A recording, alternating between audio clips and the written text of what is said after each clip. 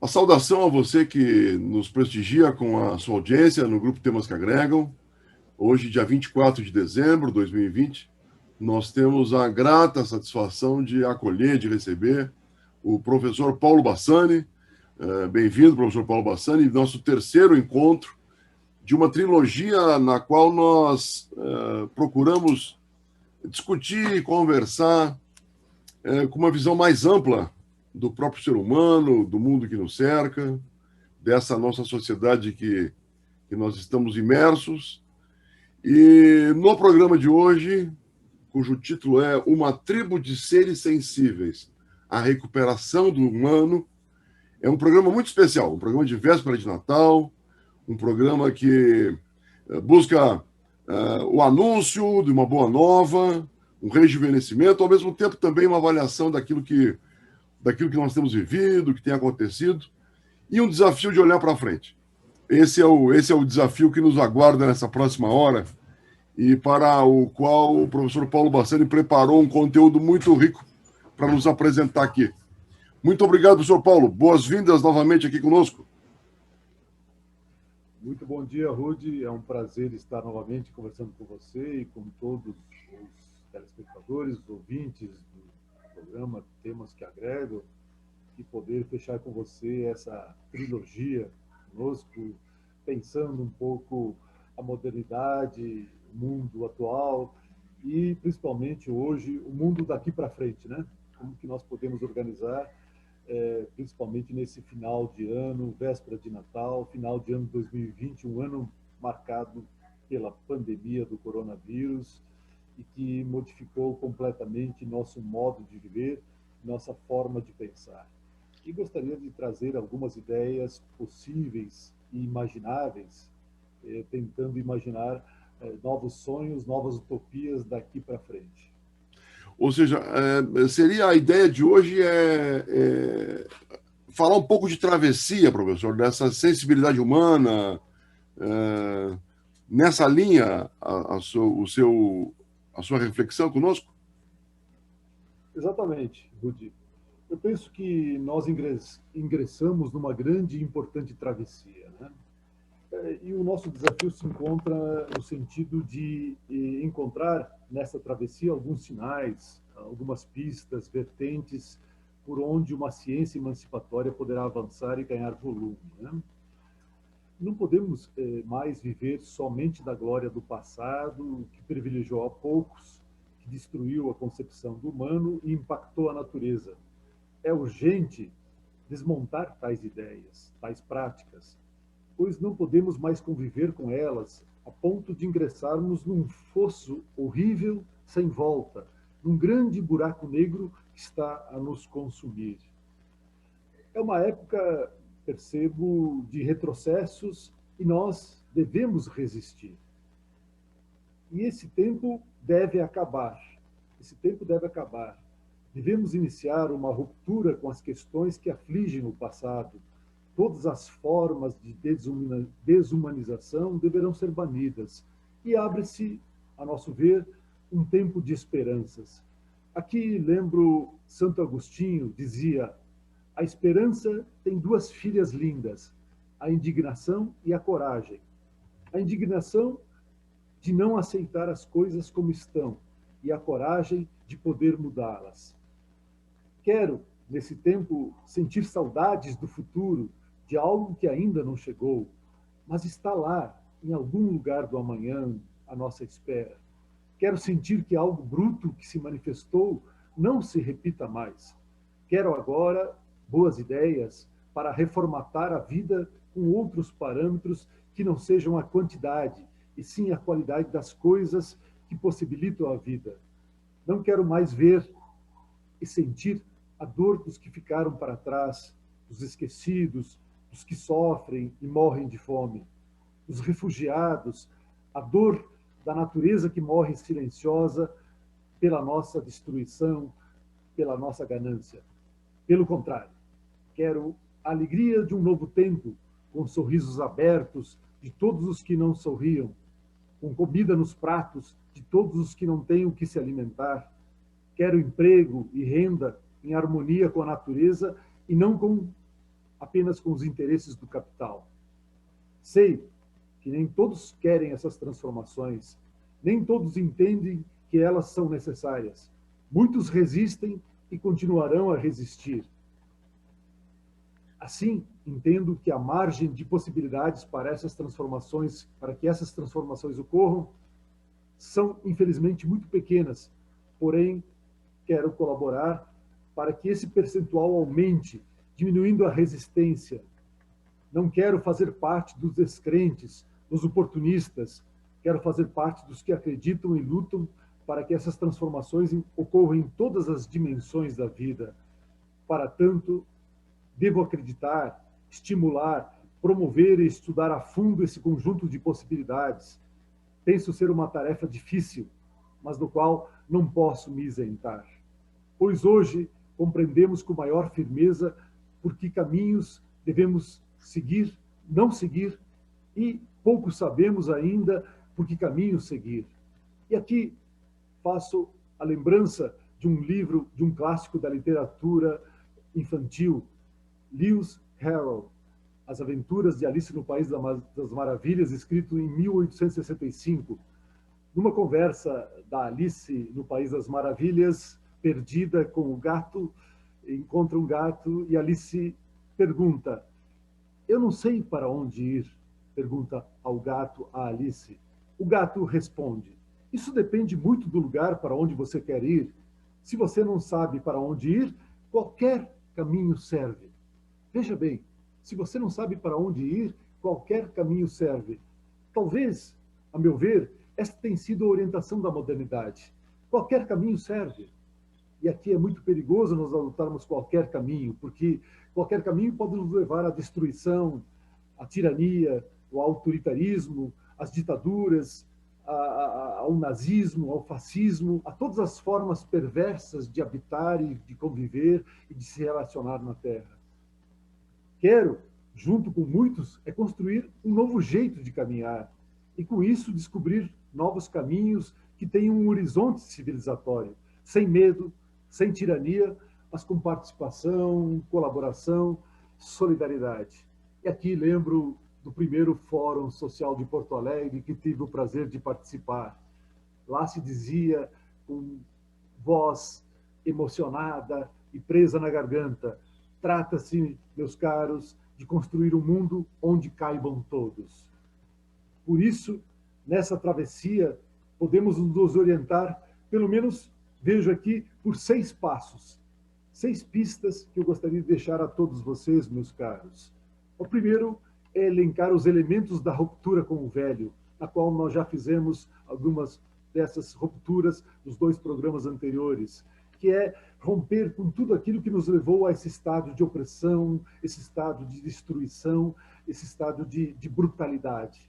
O segundo é elencar os elementos que qualificam o pensamento do novo pelos 4 cantos do mundo. E há muitas coisas belas, as experiências por todos os continentes.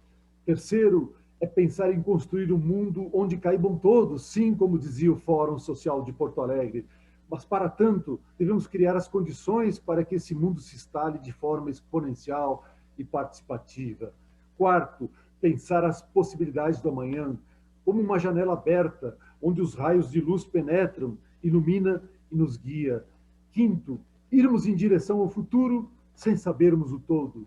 O conhecimento desse trajeto se constrói nos diálogos de saberes, sabendo muito mais o que não devemos fazer e ir aos poucos exercitando os novos saberes. E, por fim, estarmos totalmente abertos às possibilidades emancipatórias, aquelas que agregam qualidade ao nosso viver, deixando-nos levar pela imaginação e criatividade humana em seu sentido mais profundo. professor, as suas palavras são assim, são muito significativas, né? E ouvindo a sua fala, me pergunto, assim, quer dizer, isso, até que ponto isso é um sonho, assim, é uma utopia, professor? Então, Rudi, meu caro Rudi, esta utopia, este sonho não é uma quimera, porque somos aprendizes de um novo tempo, de um tempo que ainda não existe, mas que pode existir se assim nos empenharmos, não apenas a pensar, a desejar, mas a começar de fato desde agora. Temos que ter novos sonhos, novas utopias, porque sem elas estamos ajudando a embrutecer ainda mais o mundo, a desencantar a vida no mundo. Há uma urgência do novo emancipado, do novo que não conhecemos, com brilho no olhar, com o encantamento necessário para reencantarmos a vida no mundo. Albert Einstein, o maior físico do século XX, nos dizia duas frases que me marcam e são pertinentes para esse momento.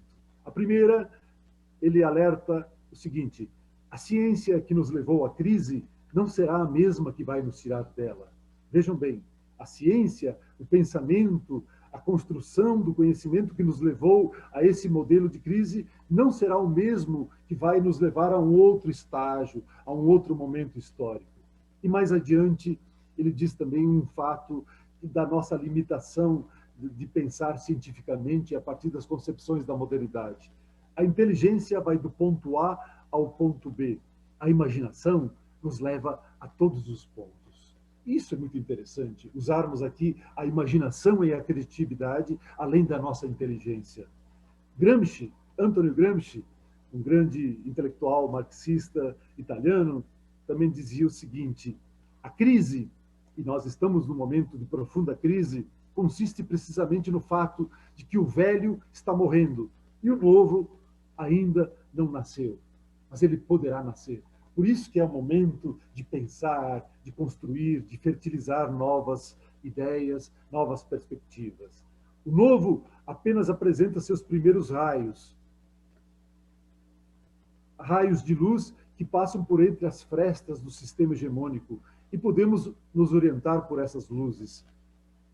É assim que eu vejo esse momento, não somente como uma utopia vazia, mas uma utopia possível de ser construída, possível de ser pensada coletivamente. Muito bacana, professor. Ou seja, a educação tem um papel fundamental nessa construção, professor, nesse agregar algo nesse pensamento que o senhor traz para a gente? Sim, sem dúvida alguma. Percebemos que nesta travessia necessitamos de novas concepções científicas, novas concepções metodológicas e, portanto, novas perspectivas e concepções educacionais. Com uma nova educação, como, por exemplo, afirma Edgar Morin, necessitamos criar uma cultura científica e humanista em busca de um equilíbrio, superação e com novos horizontes. Morin, esse grande sociólogo francês, ainda vivo, enfatiza que a cultura humanista tem o poder de reflexão, da meditação sobre as descobertas da cultura científica. E nesse diálogo, ele é muito importante ser construído nessa travessia. A crise, a que eu falava anteriormente, é um momento de muito mais incertezas, angústias e dificuldades.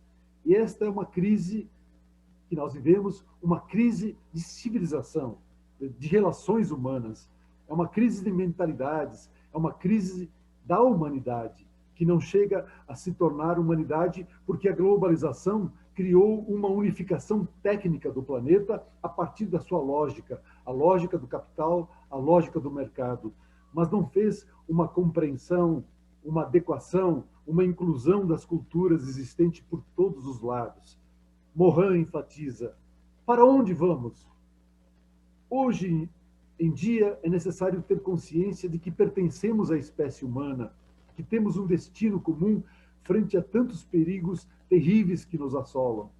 A educação precisa ensinar essa consciência de pertencimento à humanidade.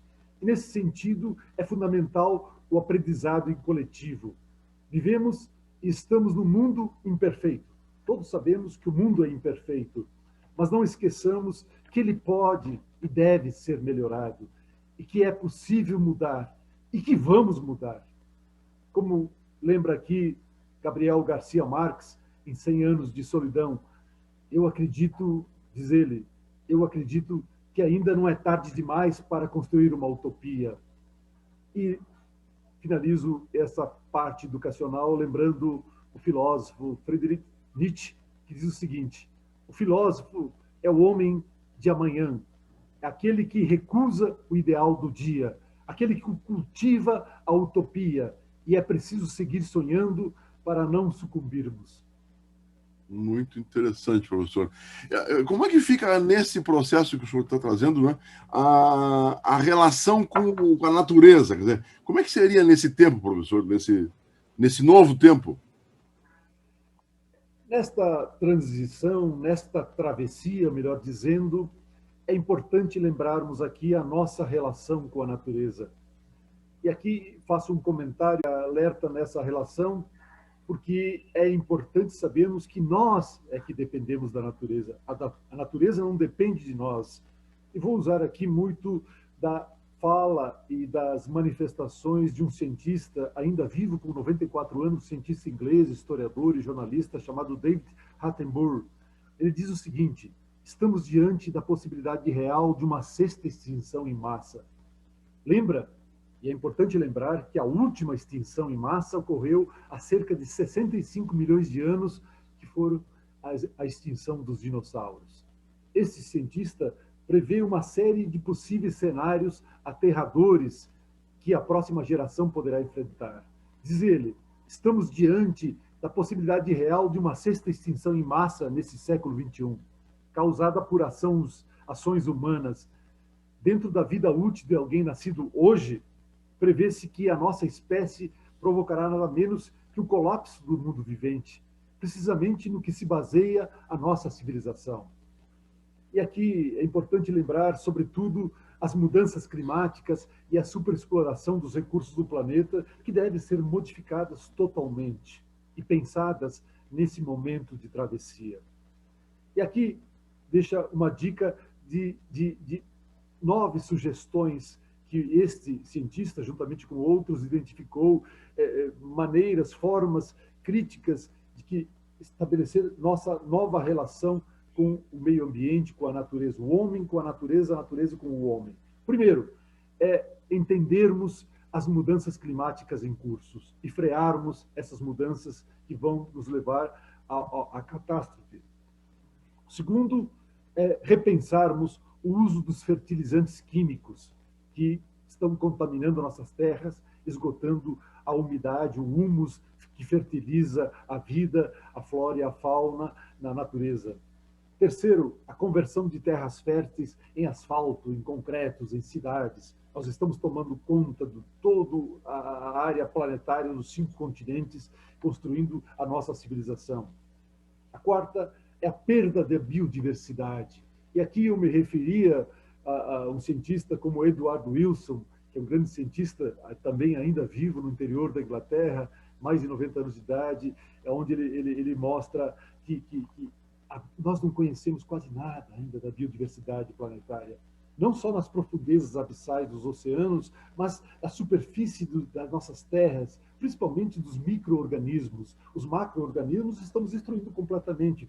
Os micro-organismos nós conhecemos apenas 20% deles. Quer dizer, mais de 80% deles estão sendo perdidos, destruídos com a destruição das florestas, com as queimadas, com a seca, enfim, com todas as mudanças climáticas que estão aí sendo desenvolvidas pela ação humana. O quinto, a poluição do ar, de todo tipo de emissão de gases, o gás carbônico, o gás metano, o dióxido nitroso e tantos outros gases causadores do efeito estufa, juntamente com o sexto, que é o esgotamento da camada de ozônio protetora dos raios solares, e todo esse efeito estufa que está aquecendo cada vez mais o planeta como um todo. O sétimo, eles se referem à acidificação dos oceanos, o aquecimento e o aumento do nível das águas. Os oceanos são os grandes, junto com as florestas, que equilibram o nosso clima. e nós estamos poluindo, contaminando os oceanos e fazendo com que o degelo dos polos e das montanhas, dos glaciares, acumulem ainda mais água, e a água cada vez mais quente, aumentando, portanto, os problemas e a nossa continuidade da vida neste planeta. Oitavo, a poluição química das indústrias, a emissão das suas chaminés, a poluição de todos os resíduos que vazam do modelo industrial, agroquímico instalado pelo mundo afora. E sexto, a extração da água doce para irrigação e manutenção de animais de criação.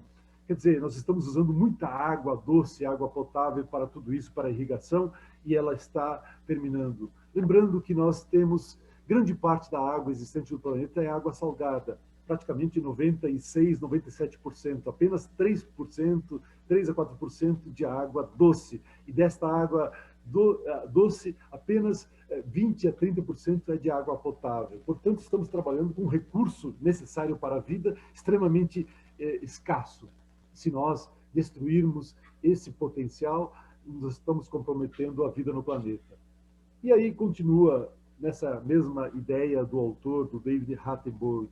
Além do que, já percebemos hoje, o primeiro problema poderá ser deflagrado em toda a sua gravidade, aqueles que eu anunciei agora acima, na década que começa a partir de agora, de 1920 a 1930, quando, após anos de desmatamento e queimada ilegal, e aqui nós sabemos muito bem, nós aqui no Brasil, na América Latina, principalmente na Amazônia, que é a maior mata tropical do mundo, poderá ser reduzida nessa próxima década, segundo previsões desses cientistas, em 75%. Isso é um dado muito, muito sério, muito perigoso. Diz eles, a redução das chuvas, aqui causada por essa destruição das matas, provocaria escassez de água nas cidades e seca nas terras agrícolas geradas pelo desmatamento, e a produção de alimentos seria radicalmente afetada, afetando e comprometendo a biodiversidade, as espécies que podem nos fornecer medicamentos, novos alimentos, aplicações industriais que poderão desaparecer.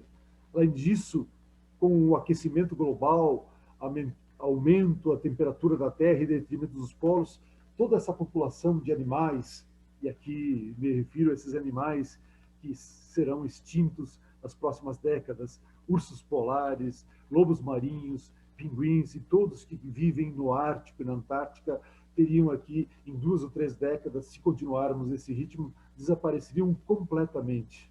Completamente. E com as mudanças climáticas continuando até a década de 50, todo o oceano se tornaria totalmente ácido, resultado de que o dióxido de carbono lançado na natureza formará o ácido carbônico nas águas.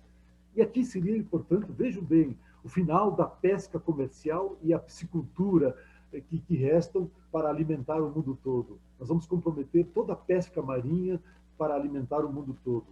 A produção mundial de alimentos chegará a um ponto de crise, mais ou menos essa é a previsão na década de 50, após séculos de agricultura intensiva, décadas, lançando agroquímicos no solo, deixando exausto e sem vida. O degelo do Ártico e suas proximidades constitui uma grande área, por exemplo, aqui é importante, e o cientista nos alerta, do permafrost, que são aquelas terras congeladas durante várias eras glaciares, principalmente na região do Canadá, da Groenlândia, da Sibéria, todo o Ártico, a parte que se aproxima do Ártico, durante muito tempo ela permaneceu e permanece ainda congelada. Imagina quantos animais da flora, da fauna e da espécie humana que por lá viveram foram congeladas como num grande freezer. E ao descongelar, através do aquecimento global, essa região putrefata, apodrecida, irá gerar uma imensa carga de gases, principalmente o gás metano, que é muito mais terrível que o gás carbônico, e outros tipos de gases. E quantos possíveis vírus de épocas anteriores poderão ressurgir nesse sentido? E aqui faz um alerta o David. Diz o seguinte, apenas estamos começando a compreender que existe uma associação entre o surgimento de vírus mortais e o desaparecimento do planeta. E aqui nós estamos, esse ano de 2020, marcados pela pandemia da Covid-19, é bem evidente, bem claro esse chamado. Quanto mais continuamos fraturando a natureza com o desmatamento, a expansão das terras, de cultivos, as atividades de comércio ilegal, da vida terrestre, mais provável é que surjam outras e novas pandemias. Como dizia alguns filósofos, alguns pensadores, estamos entrando numa era de novas pandemias, uma era de pandemias. Finalmente, alerta esses cientistas que para 2100, portanto daqui a 80 anos, o mundo selvagem terá desaparecido por completo. O século XXI, 2, poderá começar com uma grande crise humanitária mundial, jamais vista, escreve Attenborough. As cidades costeiras de todo o mundo enfrentariam um aumento previsto do nível do mar, cerca de 1 metro, aumento do nível do mar durante o século XXI, causado pelo derretimento lento do gelo dos polos, do Ártico, da Antártica, dos glaciares, das montanhas, com uma expansão progressiva do oceano na medida em que se aquece, na medida em que se estabelece todas essas mudanças climáticas que estão em voga. A isto soma-se outro problema. Se todos os eventos ocorressem como descrito, nosso planeta ficaria de 4 a 6 graus mais quente em 2100, veja, daqui a 80 anos. E aí sim, a sexta extinção em massa da Terra se tornaria inevitável, segundo o cientista. Dentro da vida útil de alguém que nasce hoje, que portanto chegaria em 2100 com 80 anos, prevê-se que a nossa espécie provocará nada menos que o colapso do mundo vivente, precisamente no que se baseia a nossa civilização. E o autor afirma que as soluções estão aí ao nosso alcance.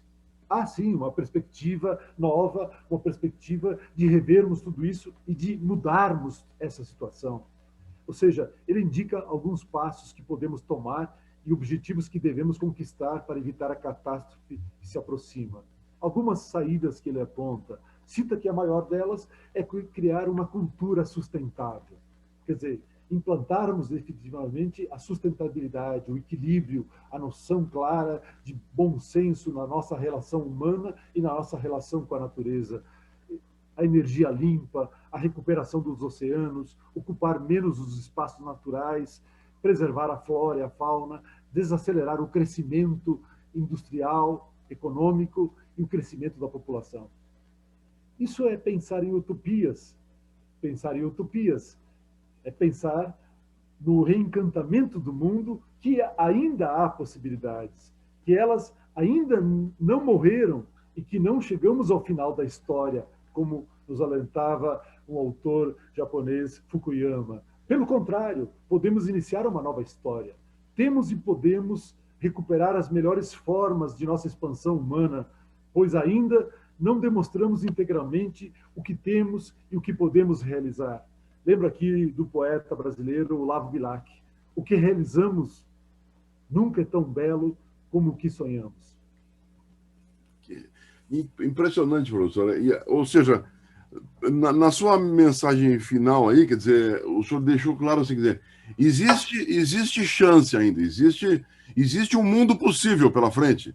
Apesar de todos os cenários que se apontam, a esperança existe, professor?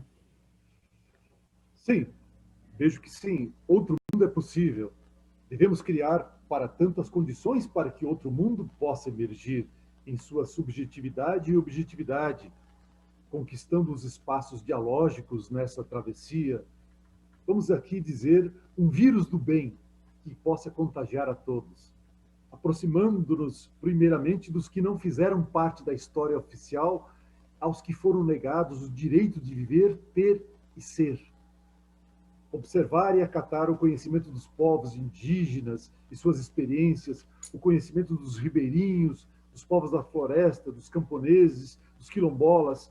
Esses poderão ser muito úteis com suas experiências, com seu pensamento, com sua história nesta travessia. Descobrir o que eles têm e o que não temos.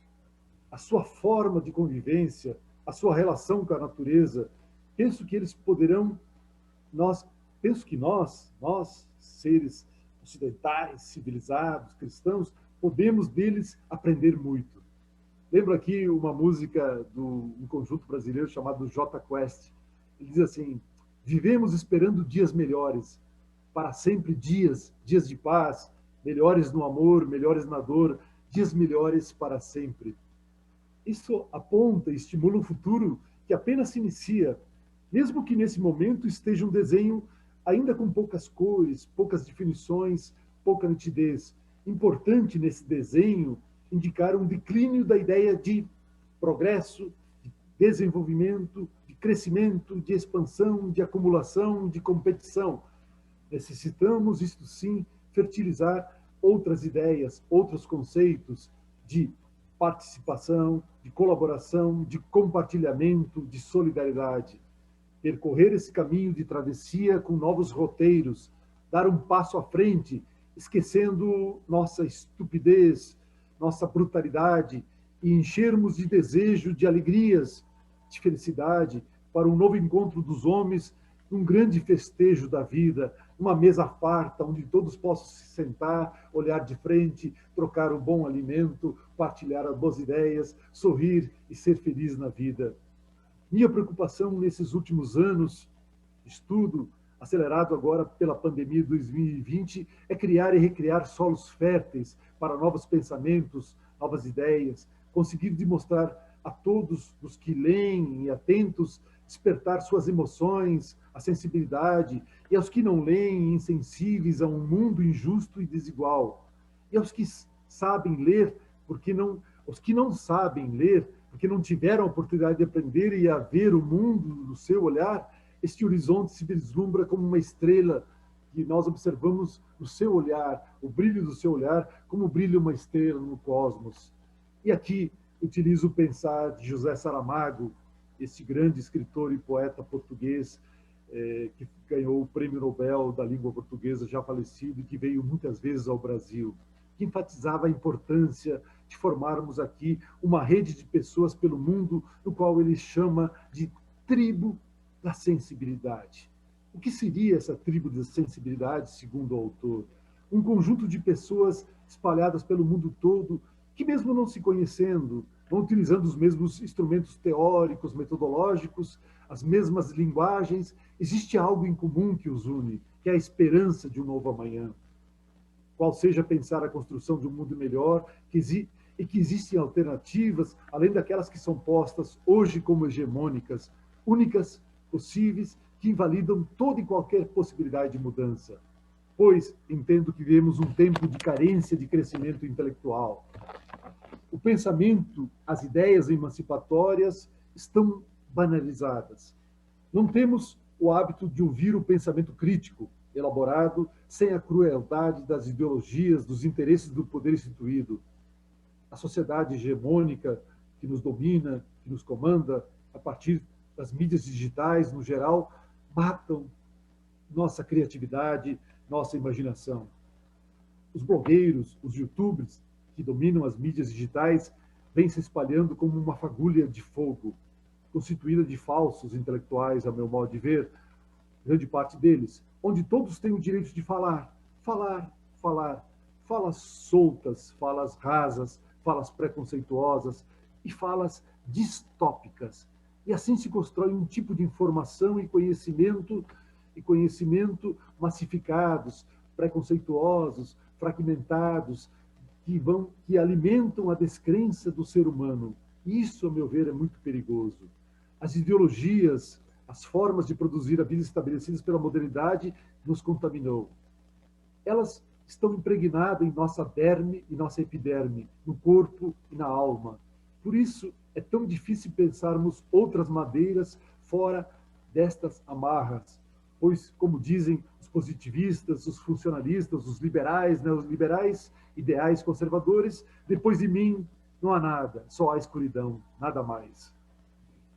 É com esse pensar, com a cabeça dos negacionistas, terraplanistas, no final, é com esse pensar, né, funcional, positivista, que alimenta a cabeça dos negacionistas, dos terraplanistas, que dizem que no final há apenas um precipício profundo, onde estamos aprisionados a uma lógica que nos sufoca e que é tão bem estruturada pelas suas dimensões objetivas e subjetivas, presas numa bolha, uma grande bolha da vida moderna, desta alta modernidade.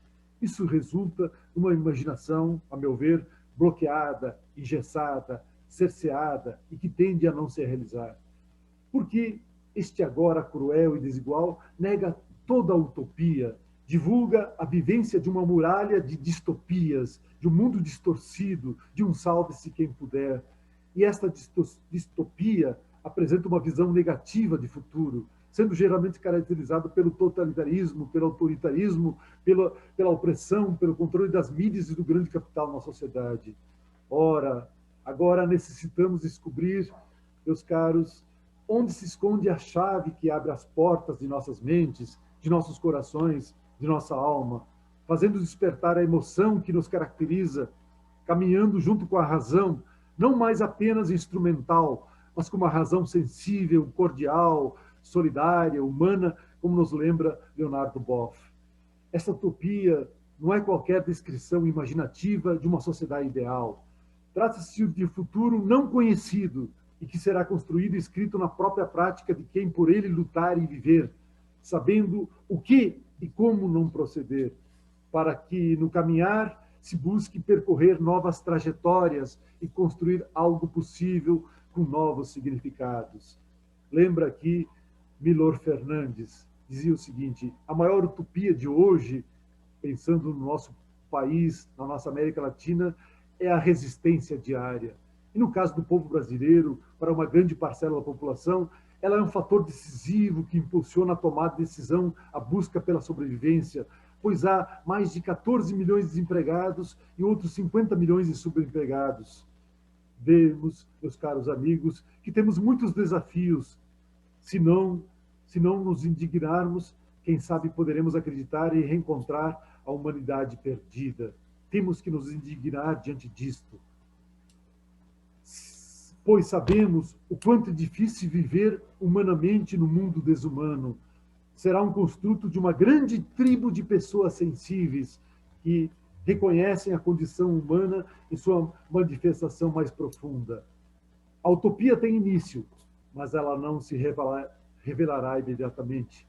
Mas entendemos como um pensador espanhol, Alfonso de Lamartine, que dizia: as utopias são muitas vezes verdades prematuras. Verdades prematuras que estão aí começando a demonstrar seus sinais. Precisamos fertilizá-las em solos preparados com todo o humus possível e temos com todas as técnicas conhecidas do plantio e dos cuidados necessários. E aí exercitar nos processos diários nossa maneira de pensar. Oscar Niemeyer, grande arquiteto e também um grande pensador, se referia aos sonhos de amanhã. Diz ele: a humanidade precisa de sonhos para suportar a miséria. Nem que seja por um instante. A gente tem que sonhar, senão, dizia ele, as coisas não acontecem. Ele nos lembra que toda geração tem a chance de mudar o mundo. E esta é a nossa chance, pois nos esquecemos de ser, dando uma sobreimportância ao ter, como nos lembra Martin Heidegger.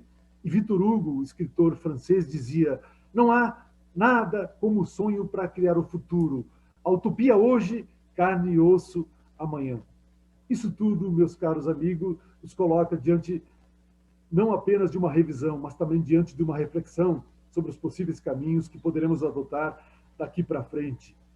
Essa utopia que abordamos e tratamos como um fogo novo, como nos lembra Eduardo Galeano, não como um fogo que queima e destrói, mas como um fogo que aquece, que sinaliza, que orienta.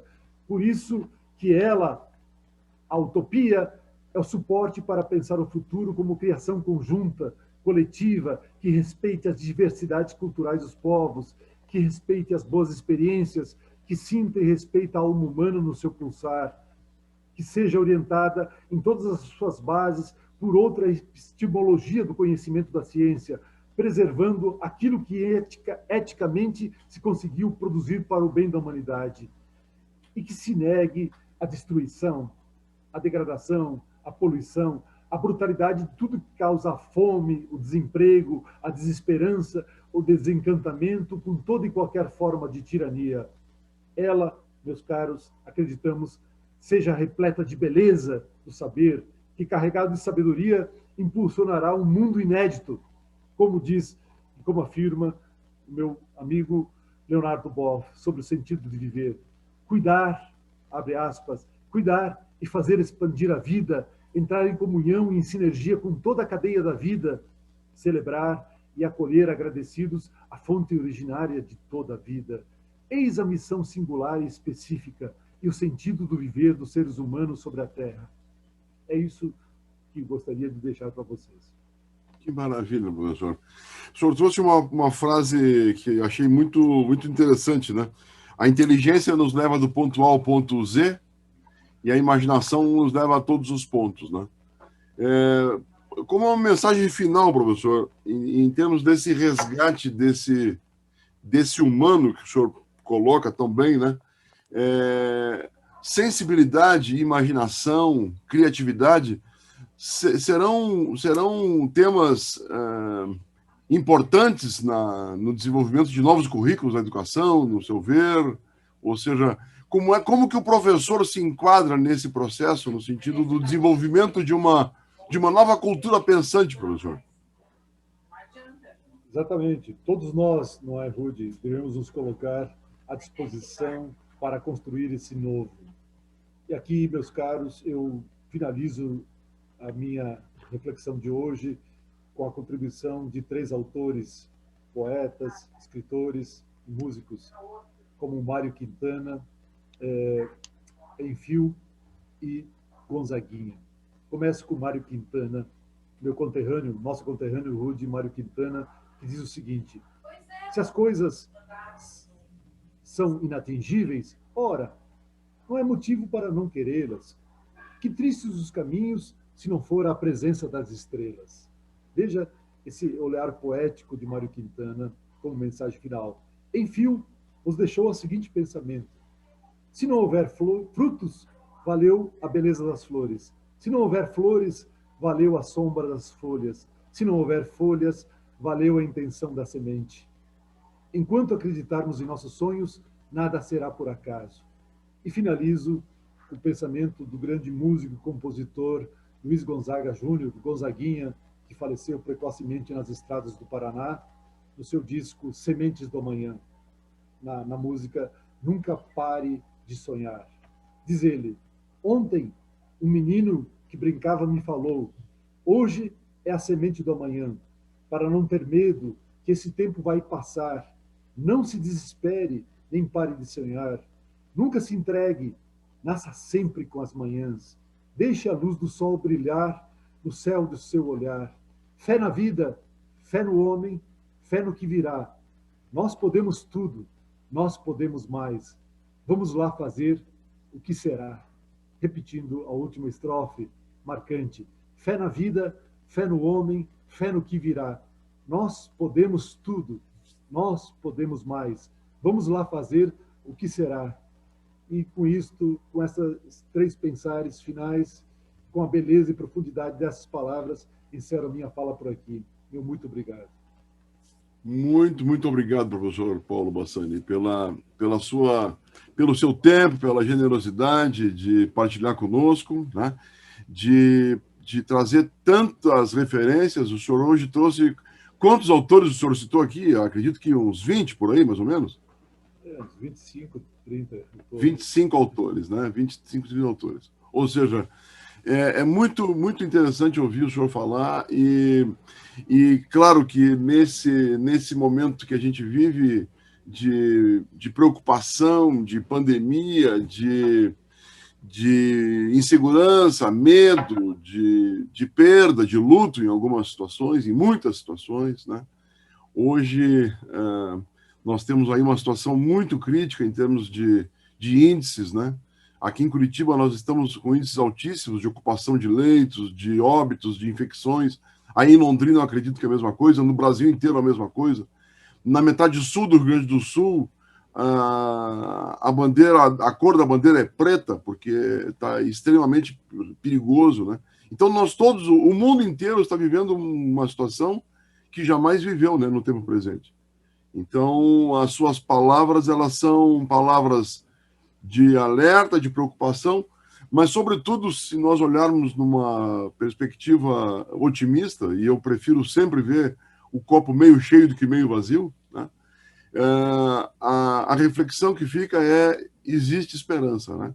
O fato é que nós temos que nos apossar de que aquilo que o senhor comentou, né? A ciência que nos trouxe até aqui não é a mesma ciência que vai nos tirar daqui. Então, haverá que surgir novas situações, ou seja, a sensibilidade humana vai ter que ser desenvolvida, a emoção vai ter que ser desenvolvida, né? Isso é o que eu depreendi desse seu recado, que eu agradeço muito, viu? Então, assim, professor, obrigado pela sua generosidade conosco e sempre à disposição aqui. Hoje é o 3º programa, né? E, eventualmente, poderemos conversar oportunamente. Será uma satisfação, viu? Será um prazer. E eu espero pessoalmente ir a Londrina na próxima ida. Quero lhe dar um abraço. Até lá já teremos vacina, poderemos nos abraçar, né? Sem medo de ser feliz, tá bom? Um grande abraço, professor. Boas festas e bom ano novo, viu? Para o senhor e para a família. Muito bom. Obrigado. Felicidades, hein? Um abraço.